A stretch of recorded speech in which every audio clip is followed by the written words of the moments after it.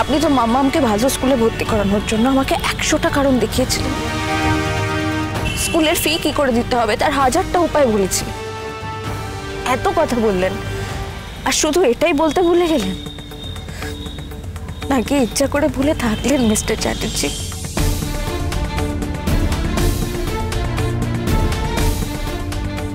আপনার এই ইচ্ছাকৃত ভুলের জন্য ওই লোকটা আমাকে আবার এত কিছু বলার সুযোগ পেল। আর কত অপমানিত হতে হবে আমাকে আপনার জন্য, আর কত ছোট হব আমি। আগে আমার কথা শুনে নিন, তারপর না হয় বিচার করবেন। আমি যেটা করেছি প্রিন্সেসের ভালোর জন্যই করেছি।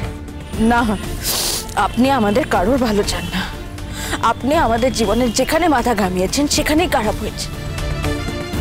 আপনি আমার মেয়েকে জোর করে স্কুলে ভর্তি করেছেন, বাবার জায়গায় সই করেছেন। আমার কোনো মতামত নেওয়ারও আপনি প্রয়োজন মনে করেননি। এত উদ্ধত ঠিক নয় মিস্টার চ্যাটার্জি।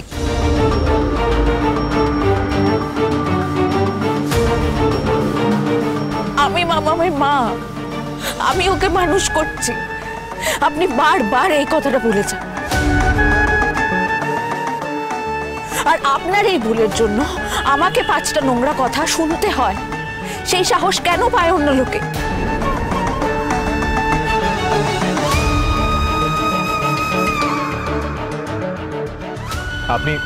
আপনি শান্ত হন প্লিজ।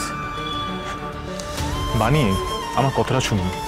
ফর্মে সই করা 3টে মাত্র অপশন ছিল, মা, বাবা আর গার্জেন। আমি শুধুমাত্র গার্জেনের জায়গায় সই করেছি। হ্যাঁ, বাবা জায়গাটা আমি কাটতে ভুলে গেছি, জাস্ট এ মিস্টেক। একদম এটা ইচ্ছাকৃত নয়।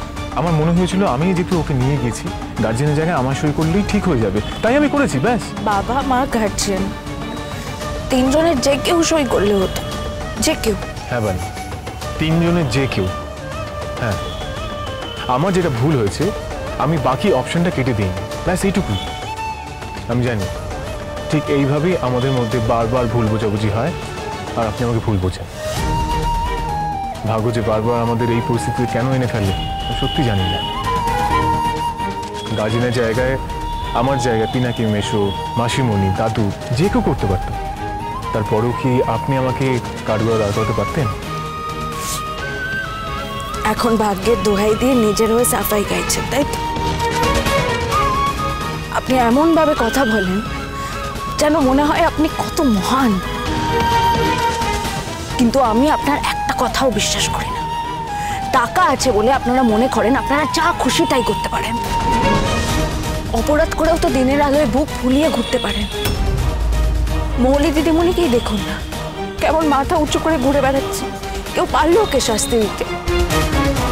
টাকার চোট থাকলে না সবাই বশ মেনে যায়। বানি, আপনি আমাকে যাই ভাবুন না কেন, আমি কোনোদিন টাকার জোরে অন্যায় অ্যাডভান্টেজ নিইনি আর নেব না। শুধুমাত্র প্রিন্সেসের ব্যাপারে বললাম না, মামামের মঙ্গলের চিন্তাটা শুধুমাত্র আমাকেই করতে দিন। অনেক রাত হয়েছে, ও ঘুমোচ্ছে। এখন উঠে পড়ে যদি আমাদের কথা শুনে নেয়, আমি ওকে কোনো উত্তর দিতে পারবো না।